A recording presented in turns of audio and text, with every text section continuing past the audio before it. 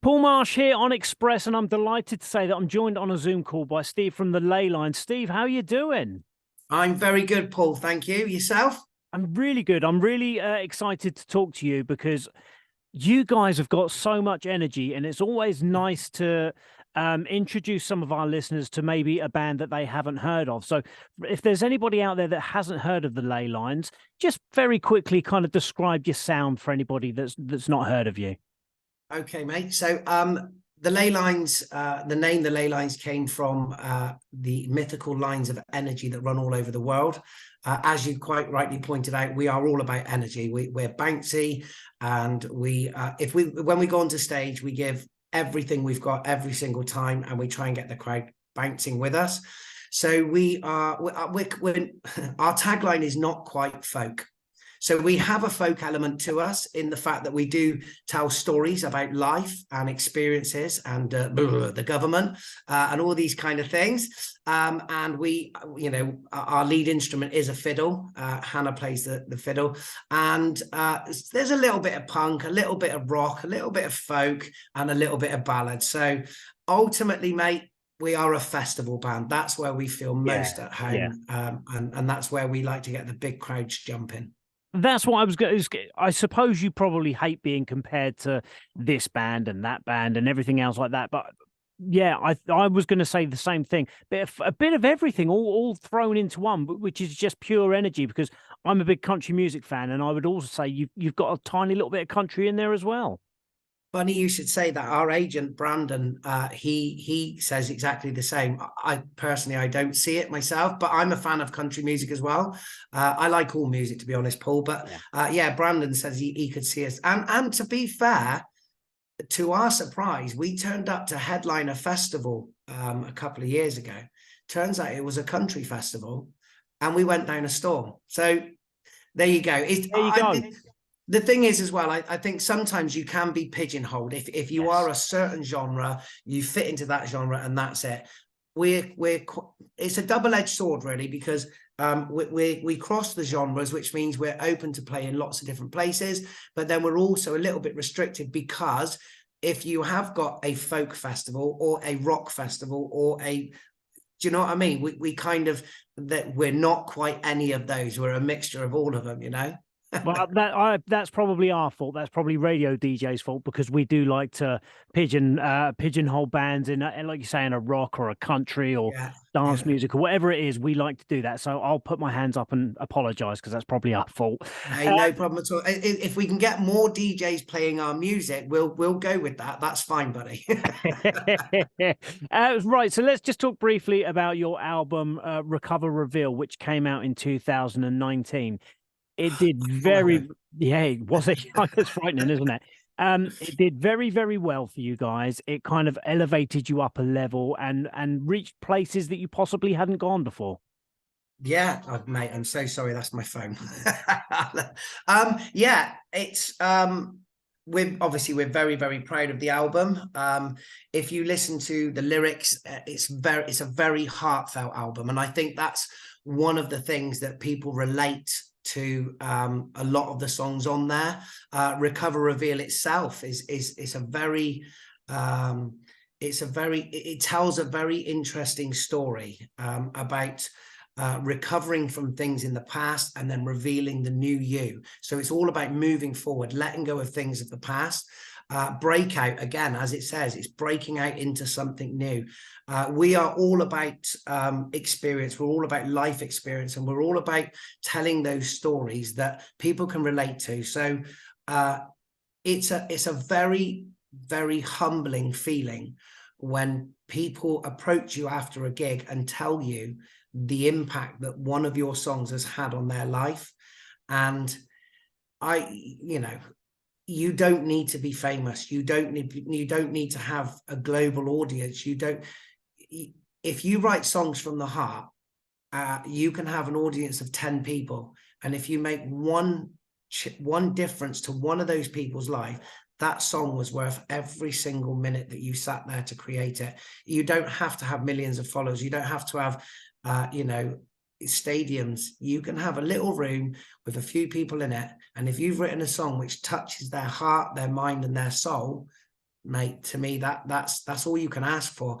And I think that's what I did with Recover Reveal. It was a very introspective kind of thing. And it was a case of, yeah, it was a case of wanting to write things that people can relate to. And to be honest with you, I used to do this thing where people would always say to me, you know, what is that song about? And I always used to say, listen, I wrote the song.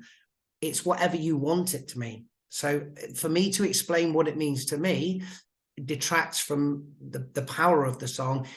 But I changed my mind. After a long time, I changed my mind because I think people deserve to know what it means to me so that they can relate it to their own story. Does that make sense? Yeah, absolutely.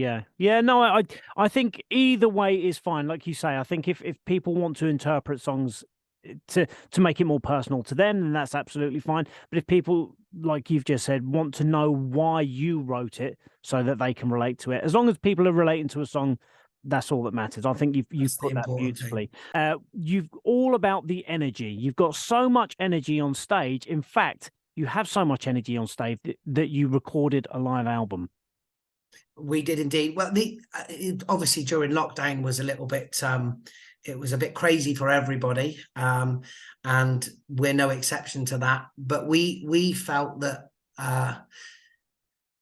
to experience the Leylines fully, you have to experience us live, and to be there to feel that energy spreading throughout the crowd and watching people and bouncing off of each other's energy. That to us is, and this is what we do when we record albums. We do try and capture that with the recording process. However, there is certain limitations to that, in the fact that, you know, you have to you have to record all. We don't use click tracks, but do you know what I mean? There's certain constraints when you're recording an album. So we decided that actually we weren't into this live streaming thing. I'm a bit of an OCD guy, and I think if you're going to do something, it needs to be the best you can be. And I felt that for me to do live streams, or for the band to do live streams, unless we could do it really, really well with really good audio visual equipment, it wouldn't work. So instead of doing it all the time, we did a one-off. We went to a studio called White Noise Studios, which is owned by our friend. The audio visual equipment was amazing, and we thought, let's do this. We had a brilliant time, and unbeknownst to us, it was being recorded. I think Hannah knew. I'm sure Hannah knew, but she didn't tell the rest of us. So again, you know, it was completely us. It was real. It was no pretense. It was no kind of, oh, you know, we're being recorded, it's got to be right. It was all the ums, ahs, and luckily I didn't swear, I believe, unless oh wow, okay, that's always good. Which is very rare for me. And I'm unusual, a passionate kind of guy. So I think the live album, it encapsulates us as a band playing together live. But we also need to remember that it wasn't in front of a live crowd. And I think that's something that we probably will do at some point when we're playing a nice big festival. I think it would be good to record it. But then if we do that, you're going to hear all my bum notes and the bits where I change the lyrics because I've forgotten them. But then I think, well, I wrote the song, I'll just make it up. But maybe that's what people want to hear. I don't know. I think so. I do. I think that, you know, I think people do obviously enjoy something recorded, and like you say, and when it's done perfectly. But I think there is something special about hearing something live, or a demo version, or I think people really like that as well. So I think there are two sides to that coin. Now, talking of your live performances, of course, you are at the Joiners in Southampton on Saturday. We are indeed. Yeah. Greatly looking forward to it. What can the people expect? Pure, unadulterated, unapologetic, blow the roof off energy. Wow. And I didn't even rehearse that, Paul. Wow. Listen, when people come and see us, we want to give them every single ounce of everything we've got. We want to immerse them in an experience that when they leave, their heart's racing, their pulse is racing, they're excited, they want to see more, they want to hear more. You know, when we go to do a gig, we go with the full intention of having a great time. We plan to take people on a musical journey. From the first song to the last song, everything we've got, we will leave on that stage. which gets a bit difficult when you're doing 4 or 5 gigs in a row. But do you know what? We have an unwritten rule in our band. If you're not going to go out on that stage and give at least 100%, don't get on the stage. You need to go out there and be the best person you can be, so that everybody else in our band knows that you're the best person to do that job in that band.